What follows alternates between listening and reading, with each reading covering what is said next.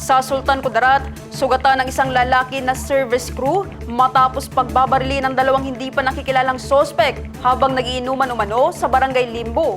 Ang blotter sa report. Kinilala ang biktima na si alias Abdul Nasser, isang service crew, may asawa at residente na nasabing lugar. Batay sa ulat ng Sultan Kudarat Municipal Police Station, naganap ang insidente bandang alas 7:05 ng gabi.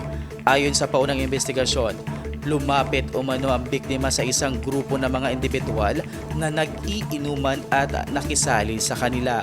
Dumating ang dalawang hindi nakikilalang sospek na sakay ng motorsiklo at pinagbabaril ang biktima.